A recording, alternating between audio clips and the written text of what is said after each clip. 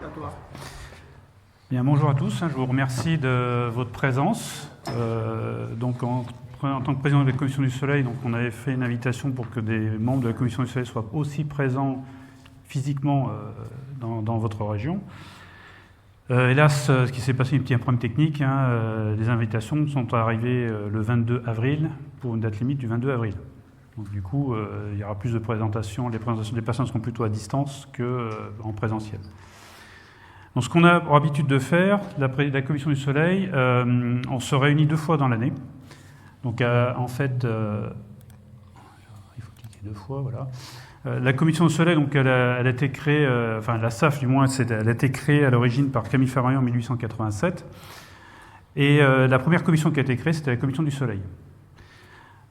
Actuellement, il y a 17 commissions. Donc, vous pourrez aller sur le site de la SAF, vous verrez toutes les commissions qui sont présentes. Chacune des commissions représente des activités bien précises qui permettent qui regroupent l'ensemble des activités au niveau de l'astronomie. Ça peut être aussi bien l'instrumentation que la cosmologie, que la planétologie, l'impactisme.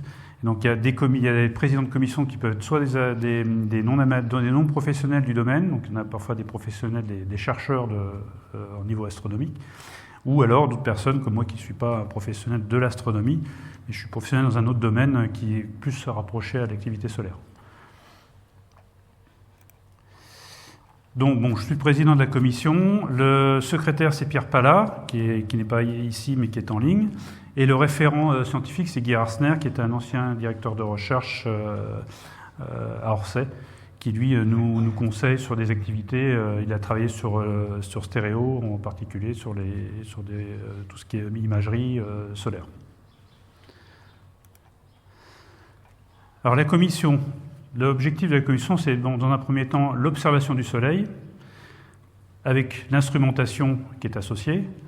Donc on fait appel, nous notre objectif, c'est pas faire de l'instrumentation, c'est de céder auprès de personnes qui maîtrisent cette instrumentation. Parce que l'observation solaire, c'est quand même quelque chose qui est particulier.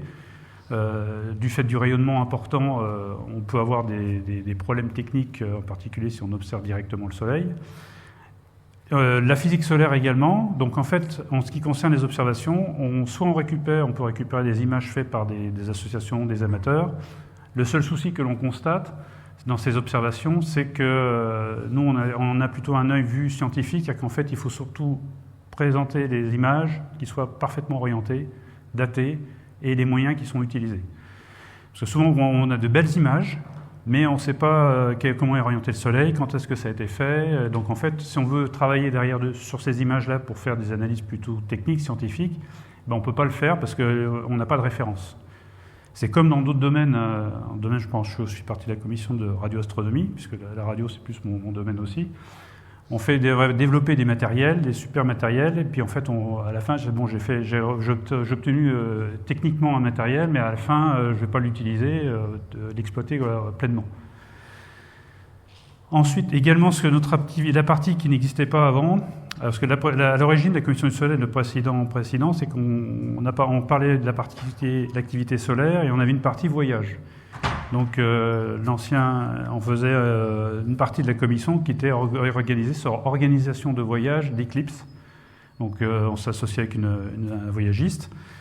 À la fin, je dis c'est bien, mais le problème c'est que ça devenait plus de voyage touristique, parce que vous savez, comme une observation d'une éclipse, c'est une journée, encore c'est quelques minutes dans une journée. Sur un voyage qui dure 15 jours, on faisait du tourisme. Donc à la fin, c'était plus agence de voyage que commission du Soleil. Donc cette partie-là, il y a toujours des voyages, mais ce sont des organismes qui les gèrent.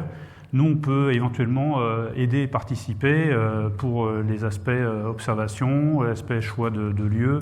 Ça m'est arrivé quand je suis allé en Turquie. Le voyagiste nous avait dit tiens, on va vous faire observer le Soleil à tel endroit. C'est 99% de l'éclipse. On dit 99%, 1% près, c'est pareil. Non, pas vraiment. 100%, c'est 100%. Donc je leur ai dit non, moi je ne vais pas là, je vais choisir l'endroit que j'avais imposé. Ça, du coup, c'est très bien passé. Et du plus, ça m'a permis de recruter une personne qui est maintenant présidente de la commission de planétologie qui est à Toulouse et qui a permis, en fait, c'est comme ça que je l'ai connu, qui a permis de participer à la SAF. Interaction solaire et Terre, donc en fait ça c'est une partie qui n'existait pas avant, parce que c'est une partie qui est très importante. Le Soleil a énormément d'influence sur la Terre, ça on le sait bien, mais en fait c'est un domaine qui n'est pas très très connu du fait que, hormis les aurores, mais sur d'autres aspects, c'est le sujet de l'intervention que je ferai par la suite, le Soleil a énormément d'influence et en fait a des effets sur le climat, ça c'est une des principaux effets, mais il y a tous les effets liés au rayonnement du Soleil, dans toutes les longueurs d'onde. Le Soleil va émettre dans des très basses fréquences jusqu'à des fréquences très très énergétiques.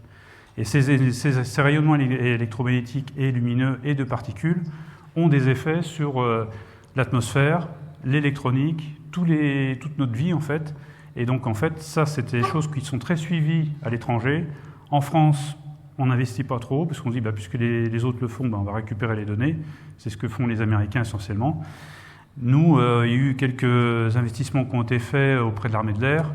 On leur a donné 1 million d'euros. On leur a dit, voilà, avec ça, vous mettez en place un système pour récupérer les données aux États-Unis. Voilà, on n'a pas mis de moyens d'observation, contrairement à ce que font les Américains. Donc moi, c'est un sujet qui me tient à cœur, donc, que je traite essentiellement au sein de la commission. Lié à ça, les aurores, forcément. Donc, il y a aussi des voyages qui peuvent être organisés par des clubs ou des associations ou des voyagistes. Nous ne faisons que participer pour ces voyages, mais ce n'est pas uniquement à ce niveau-là. Ensuite, donc, comme je vous disais, on se réunit 2 fois par an. Donc, on a une fois au siège de la SAF à Paris, parce qu'on a dans les statuts, on a l'obligation de faire une réunion une fois dans l'année au siège. Et une autre fois en province. Alors il y a eu une coupure suite au Covid, on a dû interrompre toutes ces réunions. Donc là, ça reprend un peu plus, d'une façon plus intense. Et donc moi, ce que j'accorde comme importance, c'est surtout le lien avec les observatoires de province. Parce qu'effectivement, tout centralisé à Paris, c'est bien gentil, mais ça n'intéresse que, entre guillemets, les Parisiens. Et l'avantage d'être en province, c'est qu'on bénéficie de lieux qui sont plus faciles pour observer, parce que là, nous, à Paris, on est dans le 16e arrondissement, au pied de la Tour Eiffel, quasiment, et là, pour observer, si vous voulez faire des observations, c'est même pas la peine. Même s'il fait beau, sortez un matériel dehors, il y a des risques quand même aussi avoir des petits problèmes. Alors que quand on bénéficie d'un observatoire, on s'est associé, on est allé à Bordeaux avec l'observatoire de Bordeaux, on a fait à Rouen, on est allé du côté de Maroilles aussi, avec Philippe Morel, qui était l'ancien président de la SAF à l'époque. Dans le centre du côté de Bourges aussi, l'observatoire de Bourges. Et donc on essaie de s'associer et faire ça sur plusieurs jours, qui permettent de faire d'une partie les conférences, les observations, et éventuellement, comme je dis, l'aspect astronomie et gastronomie, donc profiter du terroir local. Et puis aussi faire un peu éventuellement de tourisme, ouvert sur Rouen par exemple, on avait fait tous les cadrans solaires qui étaient présents dans Rouen, et donc même cachés, qui dataient depuis très très longtemps, donc avec une personne qui était spécialisée dans l'histoire de Rouen. Voilà, donc là pour la présentation en question de la SAF et de la Commission du Soleil en particulier. Donc nous sommes actuellement 110 membres de la Commission du Soleil. Donc quand vous inscrivez à la SAF, vous devez choisir au moins une commission sur 17. Vous pouvez vous inscrire sur les 17 commissions si vous le souhaitez. Et donc assister à toutes les... Certains, c'est ce qu'ils peuvent le faire, s'ils ont le temps. Mais après, en termes d'activité, ça reste effectivement orienté comme nous le faisons. Et on essaye de lancer parfois des projets, soit avec des amateurs, soit des professionnels. Donc là, il y a on essaye de voir avec Per Pala, qui est le secrétaire, avec l'Observatoire de Meudon. L'Observatoire de Meudon, ils ont des moyens d'observation du Soleil qui sont plus ou moins à l'abandon, parce qu'en fait, les professionnels, maintenant, vont sur des observatoires de plus grande envergure. Et donc là, nous, ce serait bien qu'on puisse aider à faire fonctionner ces moyens techniques, et pour éviter qu'ils soient vraiment abandonnés, qu'ils soient plus utilisés. J'avais visité un endroit, un observatoire solaire que les gens ne connaissent pas, je l'ai découvert par hasard, à Capri, en face de Naples. Et j'ai vu qu'il y avait un observatoire solaire qui était abandonné avec une lunette Carl Zeiss qui est énorme. Et là, c'est vraiment à l'abandon. Il y a des ronces qui poussent dessus. C'était vraiment abandonné. Et c'est vraiment. Il y a même encore les dossiers techniques qui étaient posés par terre dans la boue. Donc il y a des choses comme ça qui sont perdues. Mais le problème, c'est pas souvent par manque de moyens, et puis manque de volonté aussi, parce qu'il faut du personnel, des gens volontaires pour le faire, et c'est pas toujours évident d'en trouver. Donc voilà pour la présentation de la commission. Donc si vous avez des questions.